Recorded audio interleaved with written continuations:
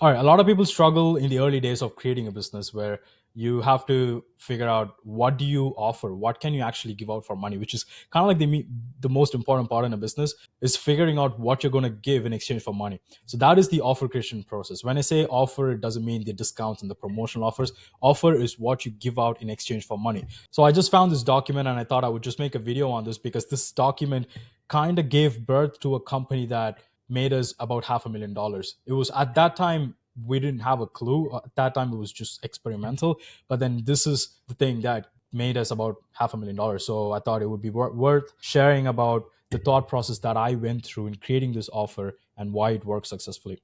So you can kind of go through the same process for your business or your agency and create your offer or even just make your offer better with the ideas that you might possibly get from this video. So that's my goal here. With that said, this document is sort of like a mind map. With anything that I create, a video, VSL ad, or an offer, my best approach is, or my favorite approach is to just open up a document and then just type it all down and just dump my brain out and then go from there. So this is one of those documents. When it comes to creating a new offer, first thing that you obviously need is a target market. You need to understand your niche. You need to know what niche are you focused after. If you don't know, if you don't have a clue, or if you're struggling to pick a niche, I have another video on how to pick a niche. Just go watch that. So here are niches: small to medium sized agency owners looking to enhance their sales, appointment setting, and lead generation with advanced AI. So notice I specified small to medium. We're not just going after all agency owners, because a lot of the times the things that take an agency from 0 to 10K are going to be different from the things that are going to take that same agency from 10K to 25K. It's going to be different from 25 to 50, so on. Since we worked primarily with small to medium sized agencies, we understand their business in and out. That's why that is our target market. And the next thing we have to figure out is the starving crowd, which is just a term I took from Alex Hormozy's $100 million offer book, which is one of the best books you can read if you want to create a good offer. So definitely check it out. Again, Alex Hormozy's $100 million offers. So to figure out a starving crowd, we need to find their pain point. We need to first isolate the pain point they're facing, which is going to be key in every single step of your sales funnel. It's not just for the offer, it's going to help you with the offer, the ads, funnels, and the sales calls. This pain point is what you have to keep hitting so that your prospect understands they are, first of all, experiencing a pain, and only you're the one that can give a solution to that pain. Include this pain point in all of your material, all the way from the start to the end of the sales process, so that your prospect can understand they're in pain. So with our target audience, the pain points that we're focusing after is slow and inefficient sales process, high cost of scaling appointment teams, which is one of the biggest one that we're targeting, difficulty in maintaining consistency in customer interactions and lead follow-ups, a lot of missed opportunities because insufficient lead follow-up, stagnating revenue, not knowing what kind of messages, ads, follow-ups work the best. So to put this in picture for you guys, our target audience is an agency owner. He has a high cost appointments at a team, which he hates because they're not giving the results they never usually do, and they have difficulty maintaining consistency in customer interaction. They don't know how to follow up. He cannot track how often they follow up, and all that this business owner knows is there are areas to be improved in his business, but he just don't know where. And this is a real emotional pain. They want to make more money, but they just don't know how, and it just bugs them. They don't know. They need clear directions. This is an emotional pain that we have to target. Like, all of this looks good on paper on technical terms, but people that are running these business, they have these problems, and this emotional weight is just blinding them from seeing what's actually going wrong for them to be able to figure out. That's why you, as an agency owner or just a business owner, you're going to go in because you have neutral emotions towards that business, and you can just see everything clearly and be like, hey, this is not good. This is not good. You're going to get rid of this. You're going to fix that. Then your business will improve. They do that, the business improves. Your focus should be on to relieve people from the emotional pain they're facing and figure out what needs to be fixed in their business and in their life, and then do it. So once I have the pain points articulated, the next thing is solutions. So here, the solutions that we're offering is combining your existing offer with AI tool, advanced AI that speaks like a human, tailored for appointment setting and objection handling. This solution is specifically targeted towards this specific pain point, which is stagnating revenue because of market saturation. They don't have a unique offer. They just do the generic same offer every other agency owner does, which is marketing services. Hey, come with me, I'll run your ads and you pay me $3,000 a month. And that is the offer pretty much every other kid sitting in the mom's basement is running. And they know it, and they can see the revenues going down. And this is a solution that can potentially save them because now if they combine their existing offer with AI, they have a completely new offer, completely new proposition, and unique offer, which can save the business. So once we bring the AI tool into their business, now we have to recreate their offer to make it something that their clients would pay money for. So since their old offer was saturated, we're going to work with the client to create a completely new offer, create ad templates for that specific offer, and change their follow-up sequences, automations, everything on the CRM to make sure the new processes that work, and also import the snapshots that we use to streamline their current operations, and set up their appointment setting call scripts, which our AI is going to use. And we have the document here for that AI. And also set up their calendars, appointment reminders in the most effective way. And also create sales scripts for their existing sales team to sell AI calling specifically, because their sales team may be good at selling their offer, but they don't know how to sell AI calling. But we've sold it multiple times. So we take our scripts to them, customize the scripts to them, and then give it to them. And also, if they want a white label, we also do the service delivery for our clients. So we still have clients to this day that bring us their clients. So, and our team operates under white label. So which means our team doesn't disclose that we're from QuickAd Pro or CloserX or whatever. They show up to the meeting as a part of our clients team and then deal with our clients. Does that make sense? So that was an entire offer. On paper, to me at least, it really sounds juicy. And once you combine this with case studies and testimonials, it's kind of a no-brainer for agency owners that are struggling to make money. But on a side note, I want to let you guys know about how the processes work in the back end. So we acquire leads. You know how it works. We get the leads. They jump on a sales call. We had a sales team that were closing these leads. Sales team, there were 5 guys, and they all had the same script, but they tweak it according to their own style. They all jump with the sales manager, which was me at the time, every single day. So we just review their calls every single day and see if there are any room for improvement. They jump on sales calls all day. They get booked appointments throughout the calendar because our ads work really well. And their job is to just sit down and close these people. Once they close, we have the automations all built out. Once they close, when they mark closed on the CRM, our onboarding team sends the client the onboarding email, and they have them schedule an onboarding call where our onboarding team jumps on a meeting with them. And that's where the strategy happens. Our onboarding team figures out what is the problem the client is facing and how can we solve it, and how can we create a new offer. And if it's going to work, they'll take the notes and let the client know, hey, we have everything. We're going to completely change things. Give us 7 days. The onboarding team will get to work. The whole team will do the service delivery. And from that point, the clients are going to see results. They're going to bring us client. Everyone's happy. So that's how the business kind of works. That's kind of like the walkthrough on the client's part. Now, the next part is pricing. How do you price it? We have 2 tiers. I think I had a comment here. The first tier is for agency owners that are trying to just have the AI calling set up for the business. And the tier 2 is agency owners that are willing to partner with us, resell AI calling, and white label our solutions. So we had 2 different pricing for that. For the first tier, there is not a lot of work involved, even for our team, which is why our pricing is really, really low. And we have also automated things, streamlined things, so we don't have to charge a lot. We just did a $1,000 setup, $497 monthly recurring. And then for tier 2, people that are looking to white label, we had $3,000 licensing fee and $497 monthly for credits, and an extra $500 for white label setup. This no MRR is for no white label MRR, but they're still going to pay this $497 for credits. But that's the pricing for tier 2.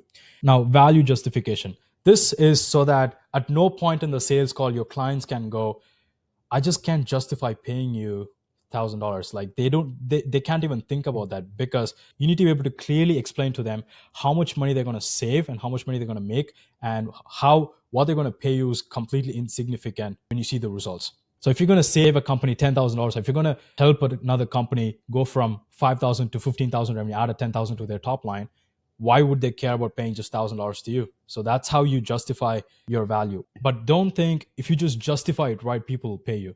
People need to trust you too. That's why your testimonials and case studies and just you or your sales team as a person talking to them comes into play. Your price needs to be justified, and also they need to trust you in order to get the close done. When you do that, automatically the perceived value is going to be high because of the AI capability, and they have the potential to make immediate ROI. If they're using the AI to run cold calls, they're going to see immediate results, which is also an added bonus. And also they trust you. All right. Now, the next thing is the value equation. If you don't know what this is, again, it's stolen from Alex Hormozy's $100 million books. Value equation is Let me pull up a picture for you. So this is Alex Hormozzi's iconic value equation, which is dream outcome times perceived likelihood of achievement divided by time delay times effort and sacrifice. So you need these two to be as high as possible and these two to be as low as possible. You need to have a dream outcome for them that they really want. The better the dream outcome, the better. And the perceived likelihood of achievement, which means you need to be able to show results of you getting similar people like them from same situation to a situation that they want to. And you need to reduce the time delay that it takes and the effort and sacrifice. You need to make it as short as possible for your clients and also as easy as possible for your clients. So if your offer is you're going to take solar companies that are making 30,000 to 60,000, but you say it's going to take them 12 months, that's probably a shitty offer because that's too long for them. Or you say you're going to get them, help them achieve that. You're going to help solar companies get from 30,000 to 60,000 in 7 days, but they're going to have to work 24 hours a day. That is probably also not the best offer. If you say you're going to help them achieve that in 7 days with absolutely no effort required from that part, it's a good offer. Now it all comes to the matter of perceived likelihood of achievement. Do they trust you? Do they believe in you? Can they see that you've taken other people from the same situation, which is 30,000 to 60,000 in 7 days? If you're able to show that, at that point, if you're able to just pull up 7 testimonial videos, 7 case studies of taking exactly similar clients from 30,000 to 60,000 in exactly 7 days, they will close. There's absolutely no reason they won't close. Now back to the document. Our perceived likelihood of achievement is our success stories testimonial from existing clients, which we always send them on the sales calls, before the sales calls, after they see the case study. Every single time they go through our material, they see the testimonials. Time delay is immediate deployment and training support, ensure quick start. We have a super solid onboarding structure, so everyone knows what's happening. As soon as the sales guy closes the client, they update the CRM notes. So the onboarding clients already know about the client before jumping on the onboarding call. Because if your sales guy asks specific questions about your prospect and they give the answers, and then your onboarding team jumps in a call and asks the same question, they're going to be a little thrown back. You need to also prioritize your customer experience.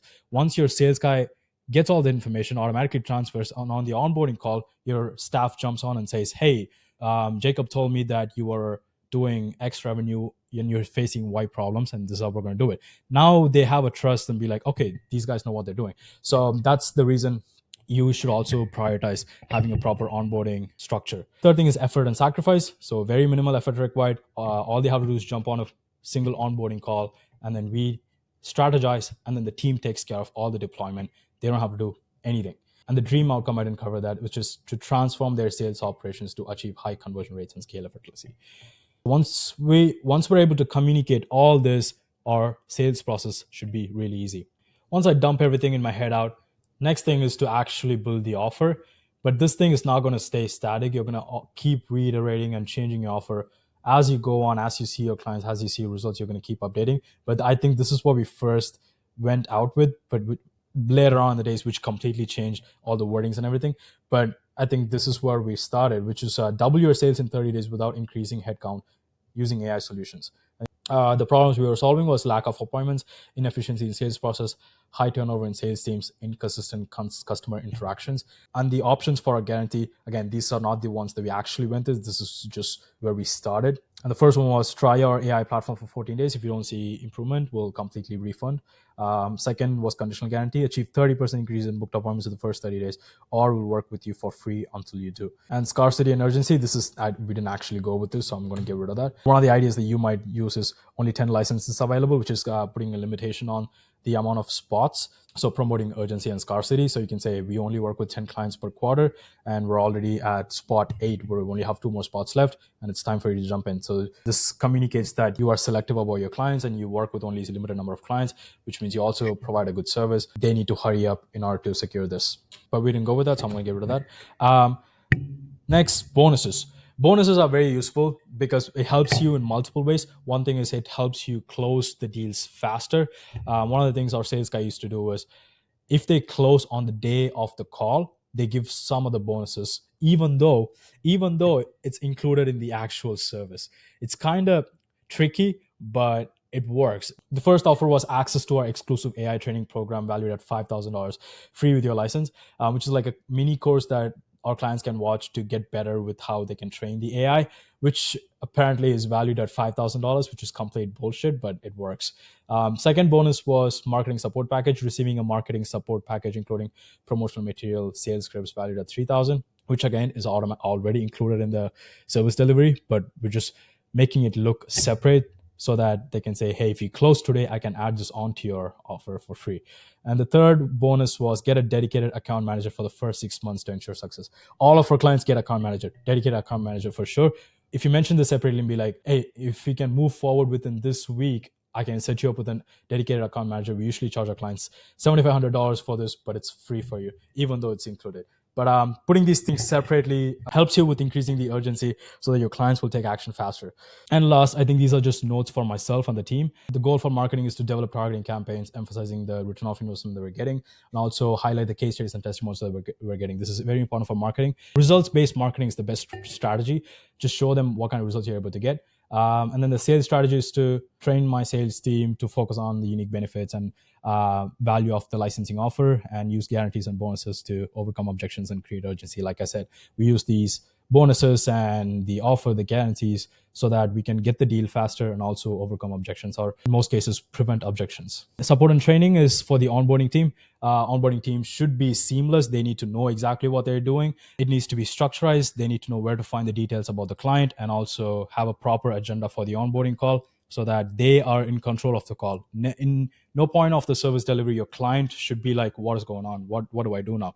Your team and you should be in complete control of what happens to your clients. So your onboarding team should hold the frame for the sales call or the onboarding call and exactly set the agenda. They're gonna tell the clients, hey, this is how the calls go. I'm going to ask you a few questions. Then we're going to strategize. If you have any questions, you can ask me. And then if not, we're just going to break the call and then go do your setup. They need to know exactly what's happening so they can relax and just let go and just be transparent with you. And also provide continuous updates on additional resources to maintain high satisfaction and performance.